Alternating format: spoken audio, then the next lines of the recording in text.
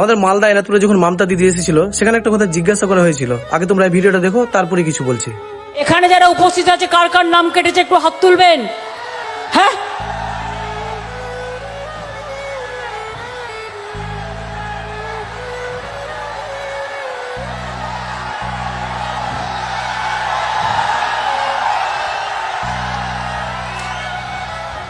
এই ছবিটা ভালো করে তোলো তো,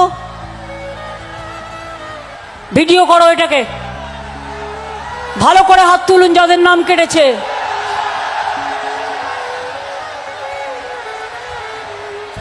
তাহলে ভোট দেবে কে? তো ভিডিওটা দেখলে এখানে বলা হয়েছিল, মমতা দিদি জিজ্ঞাসা করেছিল যে এখানে ভোটার লিস্টে কাদের কাদের নাম কাটা হয়েছে।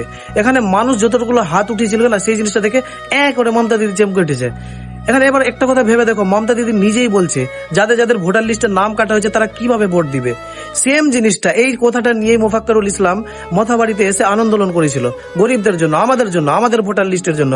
যেরকম আমার ফ্যামিলিতে 4 জনের নাম আছে, আমরা 2 ভাইয়ের নাম নেই। তো এই জিনিসটার জন্য তাকে অ্যারেস্ট কেন করা হলো? এর কারণ চাই, আমরা জবাব চাই।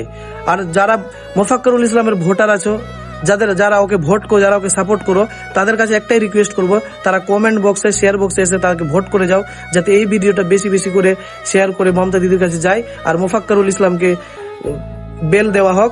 আর তোমরা পাশে থেকো, তাকে যাতে সাপোর্ট করে